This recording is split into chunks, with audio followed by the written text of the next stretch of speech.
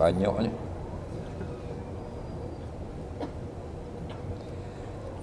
Bulan puasa semua syaitan kena ikat.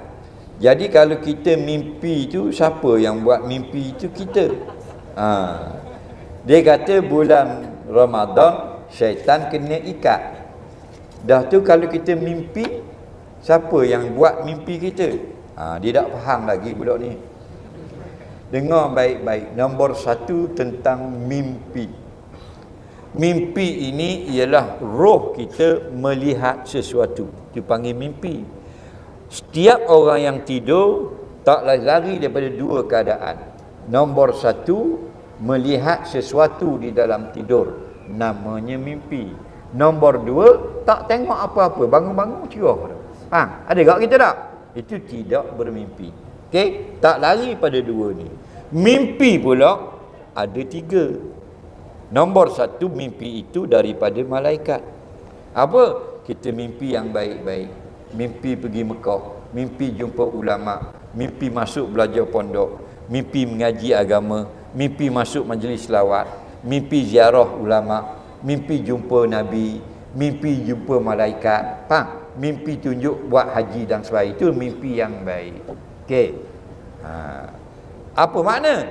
Roh kita bila tidur, roh kita keluar, ditunjukkan benda-benda tadi. Kerana bila mimpi, mesti roh itu keluar. Kita tidur, kita keluar roh. Roh mana keluar? Roh kita ada 2. Satu ruhul hayah, satu lagi ruhul yaqazah. Roh yang nampak macam-macam ketika tidur, ruhul yaqazah. Ruhul hayah tidak keluar. Hak tu kalau keluar, go back yearly, balik awal. Faham? Keluar hak tu, game over. Mu tekang joystick dah gerak dah. No, game over dah. Tekang apa lagi? Faham? Itu mati, ruhul hayah. Hak tu Israel, malakul maut cabut. Hak tidur ni ruhul yaqazah. Kalau tidak lengok apa-apa, roh itu hanya ada di sebelah jasad kita. Kalau kata Allah nak kita melihat Mekah, roh itu tengok Mekah. Allah tunjuk.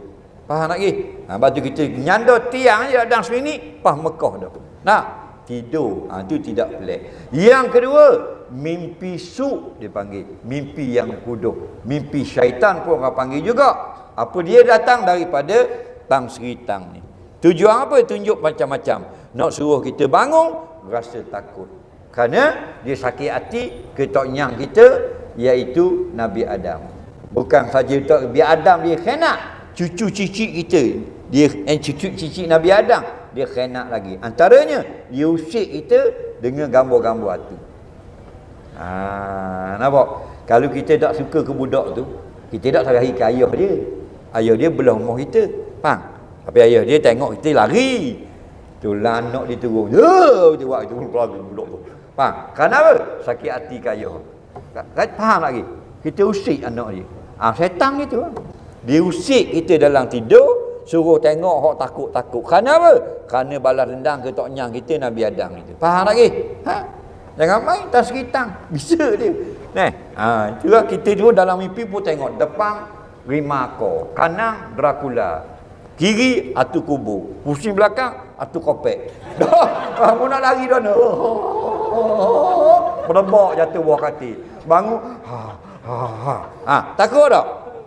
Nabi kata kalau mimpi hak huduh-huduh gitu, bangun kata auzubillahi minasyaitonirrajim 3 kali, beludah sebelah kiri.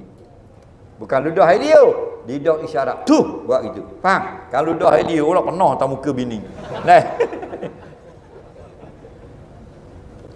Yang ketiga, igawan. Kita teringat sangat nak pergi Kuala Lumpur esok, siapa bawa-bawa lah tidur terakak tangan pegang steering.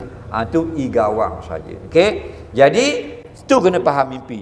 Yang kedua, Nabi kata iza jaa Ramadan, potong sikit, wasufidati syayatin, diikat syayatin. Siapa syayatin tu? Tengoklah kitab syarah hadis, ru'usus syayatin, ketua-ketua syaitan hak pakak besar-besar.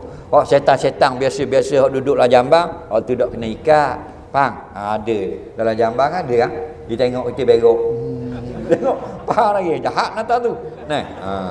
Jadi kalau masih lagi berlaku mimpi, sama ada mus diri syaitan ataupun atas syaitan tu mari musik. Nah, soalan seterusnya.